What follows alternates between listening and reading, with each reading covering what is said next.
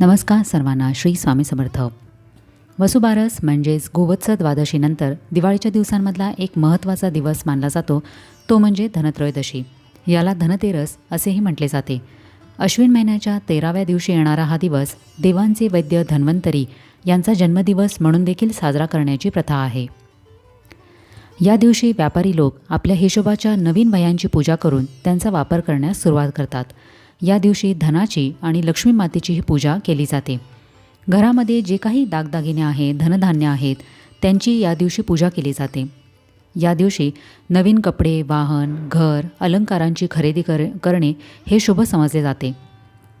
आता धनत्रयोदशीची आपण पहिल्यांदा कथा जाणून घेऊया.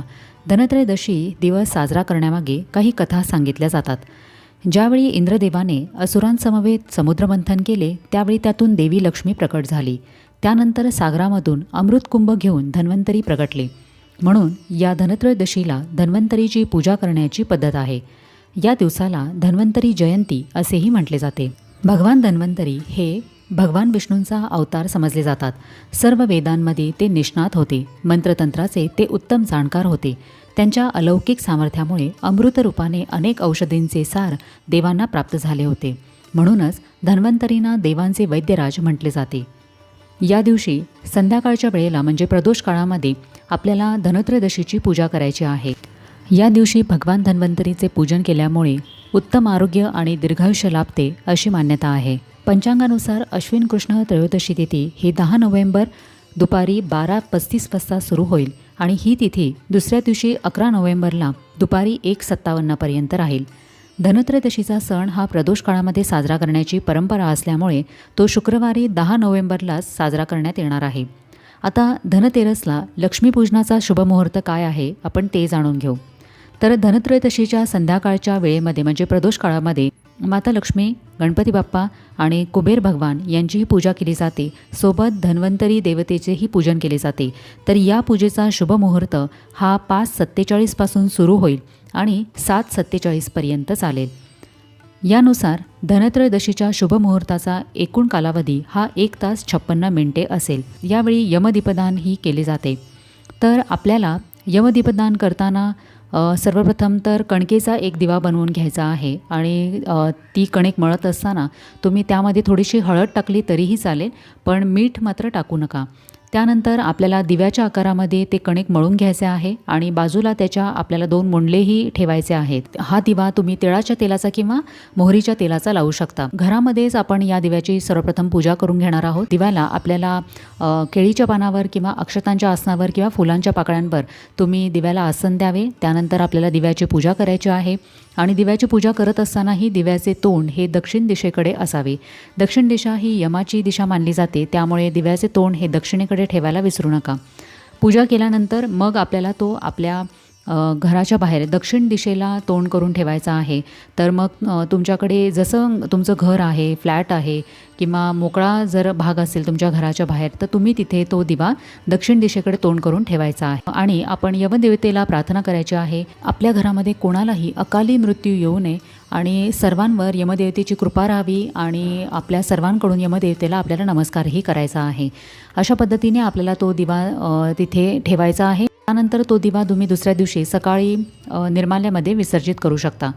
तर अशा पद्धतीने आपल्याला या दिवशी यमदीपदानही करणे महत्त्वाचे असते. धनतेरसला सोने खरेदीचा शुभमुहूर्त हा पंचांगानुसार दुपारी 12:35ला सुरू होत असून 11 नोव्हेंबरला दुसऱ्या दिवशी सकाळी 6:40पर्यंत राहील. धनत्रयोदशीबद्दल दुसरी एक कथा सांगितली जाते. ती अशी की हेमराज नावाचा एक राजा होता आणि त्याचा सुपुत्र हा वयाच्या 16व्या वर्षी मृत्युमुखी पडणार अशी भविष्यवाणी करण्यात आलेली होती. या भविष्यवाणीमुळे राजा राणी फार चिंतित असत. आपल्या मुलाने आयुष्यामध्ये सर्व सुखे उपभोगावीत आणि तो दीर्घायू व्हावा अशी राजा राणीची इच्छा होती. राजपुत्राचा विवाह करण्यात आला आणि भविष्यवाणीप्रमाणे विवाहाच्या 4थ्या दिवशी राजपुत्राचा मृत्यू निश्चित असतो. तर त्या रात्री राजपुत्राची पत्नी त्याला झोपू देत नाही. संपूर्ण शयनगृहामध्ये दिवे लावले जातात. राजपुत्राच्या अवतीभोवती सोन्या चांदीच्या भरपूर मोहरा ठेवल्या जातात आणि प्रवेशद्वार देखील सोन्या चांदीच्या दागिन्यांनी पूर्ण भरले जाते. राजपुत्राची पत्नी त्याला अनेक गोष्टी आणि गाणी सांगत त्याला जागे ठेवते. यमराज ज्यावेळी सापाचे रूप घेऊन राजपुत्राच्या खोलीत प्रवेश करतात त्यावेळी या दागदागिन्यांनी आणि दिव्यांनी त्यांचे डोळे दिपून जातात आणि राजपुत्र त्यांच्या दृष्टीस पडत नाही. त्यामुळे ते आपल्या यमलोकात परततात. राजपुत्राचे प्राण वाचतात. या दिवसाला यमदीपदान असेही म्हटले जाते. शेतकरी आणि कारागिरीसुद्धा आजच्या दिवशी आपापल्या कामांच्या संबंधित जे काही अवजार असतात त्यांची पूजा करतात. तिफन, नांगर, कोळवाची पूजा केली जाते. शेतकऱ्यांसाठी शेतामधून घरात आलेले धान्य म्हणजेच लक्ष्मी. त्यामुळे धनत्रयोदशीला शेतकरी धान्याची पूजा करतात. या दिवशी आपल्याला न चुकता न विसरता धणे आणि गुळाचा नैवेद्य देवांना अर्पण करायचा आहे. तुमच्याकडे घरामध्ये आधीपासूनच धणे उपलब्ध असतील तरीही या दिवशी मुद्दामून आपल्याला 10 किंवा 20 रुपयाचे थोडे धणे विकत आणायचे आहेत आणि धणे व गुळाचा नैवेद्य आपल्याला देवी देवतांना दाखवायचा आहे. हा खूप महत्त्वाचा नैवेद्य मानला जातो. त्यानंतर प्रसाद म्हणून तो फक्त घरातल्या लोकांनीच खायचा आहे. या दिवशी तुमच्याकडे कोणीही धणे मागितले तरीही त्याला धणे देऊ नयेत, कारण धणे हे या दिवशी लक्ष्मी स्वरूप मानले जातात. त्यामुळे आपल्याकडची लक्ष्मी ही दुसऱ्याला दिल्यासारखी होते. म्हणूनच या दिवशी किंवा इतर वेळेलाही हे लक्षात ठेवावे की आपल्या घरातले धणे हे कधीही कुणाला देऊ नयेत. या दिवशी आपल्याला 13 दिवेही लावायचे आहेत. तर दिवे तुम्ही कणकेचेही बनवू शकता किंवा मातीच्या पणत्या ज्या असतात त्यामध्येही तुम्ही जोडवातीने दिवे लावू शकता.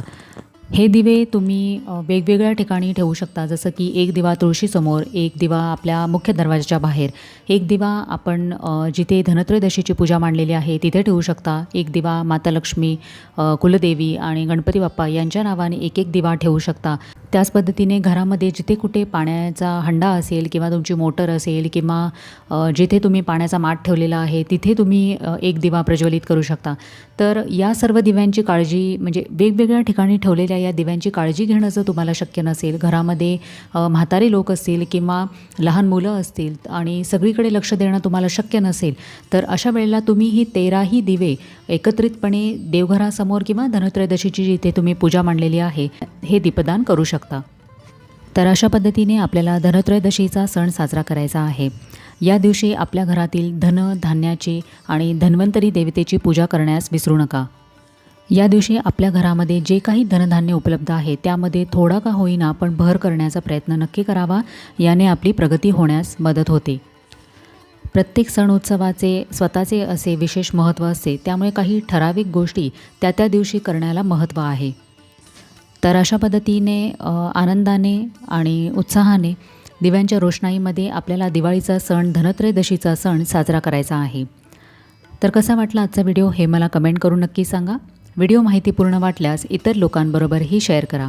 आपण भेटूया आता पुढच्या व्हिडिओमध्ये. तोपर्यंत सगळ्यांना श्री स्वामी समर्थ.